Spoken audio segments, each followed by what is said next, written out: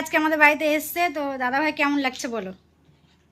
ভালো লাগছে, আমরা একটা কাজে এসেছি। হ্যাঁ জানি, কাজে এসছে, সেই জন্য এখন মানে একটু টাইম আছে, তাই দাদা ভাইকে আমি জোর জবরদস্তি টেনে নিয়ে আসলাম আমার বাড়িতে। আসবো আসবো করে আসে না, সেই জন্য টেনে নিয়ে এসছি। তো তাছাড়া আমাদের একটা স্বপ্ন ছিল যে দাদা ভাই, আর কি আর বলবো দুঃখের কথা, দাদা ভাই আর দিদি জন্য মানে আসার জন্য অনুরোধ করেছিলাম, তো বলেছিল যে আসবো, কিন্তু মানে দুর্ঘটনাটা ঘটে গেল, খুব খারাপ লাগছে আমাদেরকে। হ্যাঁ, কিন্তু দাদা ভাই এসে একটু তাও একটু মনে একটু সান্ত্বনা হলো যে হ্যাঁ একটু এসছে দাদা। অনেক শান্তি পেলাম এসছে আমার বাড়িতে। কেমন লাগলো দাদা ভাই বলো বোনের রান্না? ভীষণ ভালো। আমরা তো নিরামিষ খাই, আর যে সব জায়গায় গেলেই নিরামিষটা পাওয়ার চেষ্টা করি, মানে আমিষ তো কোনো কিছুই খাই না। এবার কোথাও যদি পরিস্থিতির চাপে হ্যাঁ, এখন বাইরে সব জায়গায় পাওয়া যায় না, না খেয়ে থাকতে হয়, মুড়ি টুড়ি খেয়ে চিড়া খেয়ে থাকি। রান্না কেমন হয়েছে?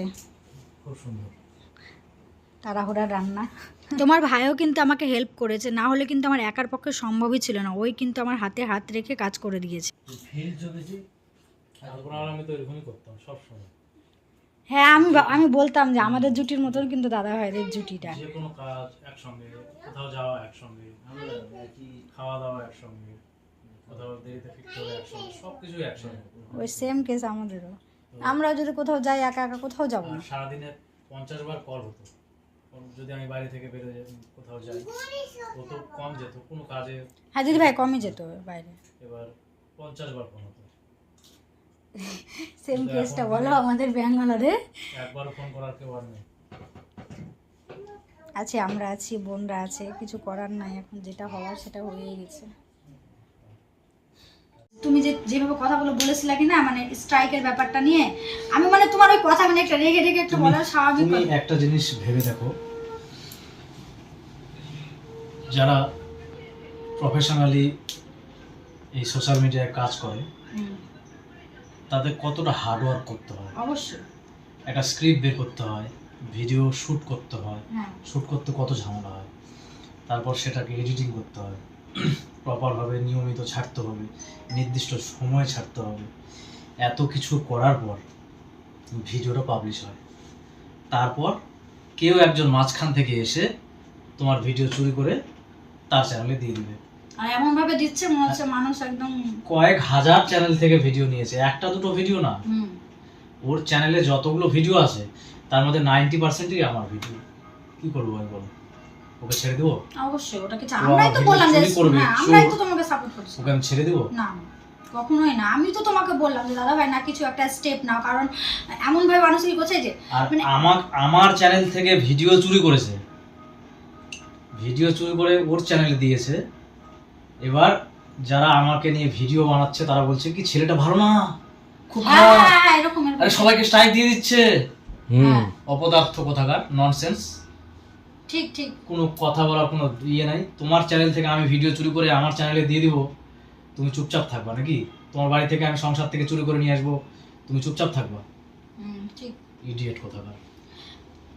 আমার কাছে তো সেম কথা, যখন আমি ভিডিওগুলো থাম্বনেলগুলো এমন ভাবে দিচ্ছে না, কিন্তু ভিডিওর ভিতরে কিছুই নাই যে মুখোশ টেনে ছিঁড়ে দিলাম, কিন্তু কিছু আছে কি ভিডিওটার ভিতরে?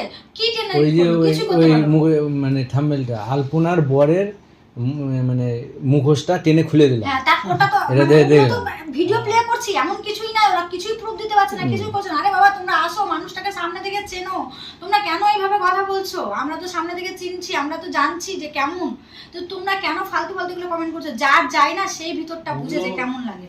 ওগুলোতে আমি কিছু মনে করি না। আচ্ছা ওগুলো তো ছাড়ো, কেন জানো? তারপরে তো আরেকটা হয়েছে যে স্ট্রাইক কেন দিয়েছে। স্ট্রাইক কেন আমি দিয়েছি?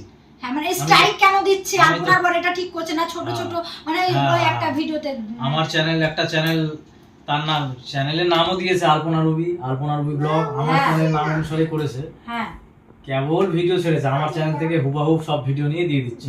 আমি ছেড়ে দিব, আর কেন স্ট্রাইক দিয়েছে? বাহ, কেন স্ট্রাইক দিয়েছে? সবকিছু কপি করা। হ্যাঁ, ছোট ছোট ব্লগাররা মানে একটুখানি উঠেছে, তাই আলপনার বর কি করেছে? স্ট্রাইক দিয়ে দিয়েছে। উঠতে দিবে না, এই উঠতে দিবে না, এরকম একটা কথাবার্তা। কেন ছোট ছোট ইউজ ইউজারকে আলপনা ব্লগ স্ট্রাইক দিচ্ছে কেন? তোমরা নিজেদের ভিডিও নিয়ে উপরে উঠো না। কই এতদিন তো স্ট্রাইক দেয়নি। হ্যাঁ, এতদিন কিছু করেছিল? বললাম না ননসেন্স। হ্যাঁ, ওগুলো ফালতু লোকেরাই কাজ করে। একটা কথা মনে রেখো, আমি কৃষ্ণকে বিশ্বাস করি। অবশ্যই, ঠিক আছে? কৃষ্ণের উপর ভরসা, ভালোবাসা চিরজীবন থাকবে, যত কষ্টই আসুক। যেটা আমি কর্ম করেছি গত জন্মে, সেই কর্মের অর্জিত ফল আমাকে এই জন্মে ভোগ করতে হচ্ছে, কিচ্ছু করার নেই। আর এখন যেটা আমি করছি সেই ফলটাও আমি আগামী প্রজন্মে পাবো। যদি ভালো করি তাহলে ভালো ফল পাবো। যদি সারা বছর পড়াশোনা যদি আমি ভালো করি, ভালো রেজাল্ট করবো। যদি খারাপ পড়াশোনা করি, খারাপ রেজাল্ট হবে রেজাল্টটা। ঠিকই আছে, যাই হোক, বাদ দাও এগুলো, ফালতু আর বকে লাভ নাই। যারা বুঝে না তাদেরকে আর বুঝিয়েও তুমি পারবা না। তো আমি কাউকে বোঝাতে চাই না, আমার কোনো যায় না।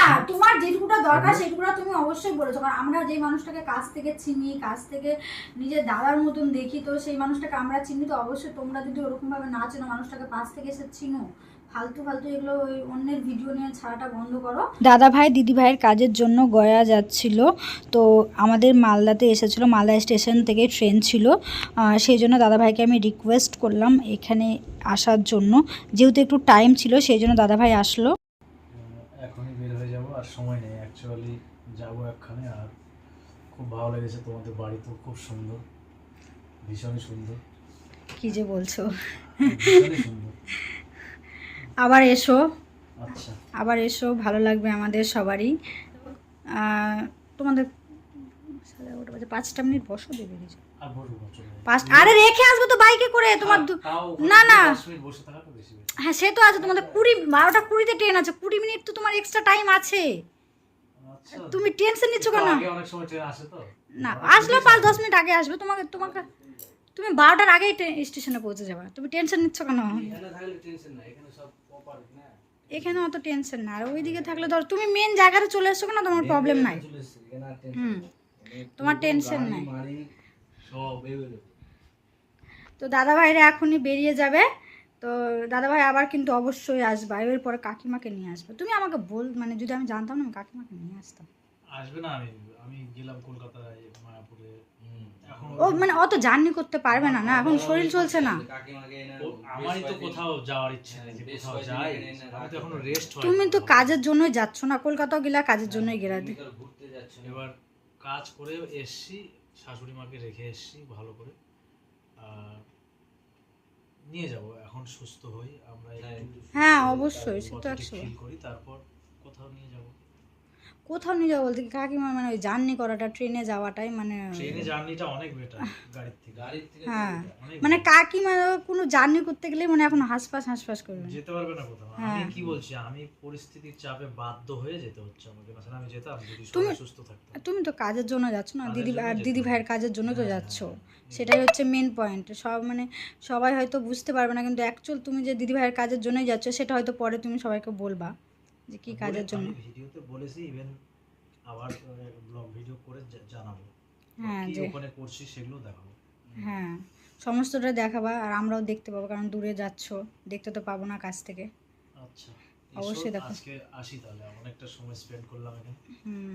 আসো, আবার আসবা। হ্যাঁ, যাওয়ার সময় দাদা ভাইয়ের কাণ্ডটা দেখো, আমি এতবার বারণ করলাম তাও কিছুতেই শুনলো না। এটা কিন্তু ঠিক হচ্ছে না দাদা ভাই।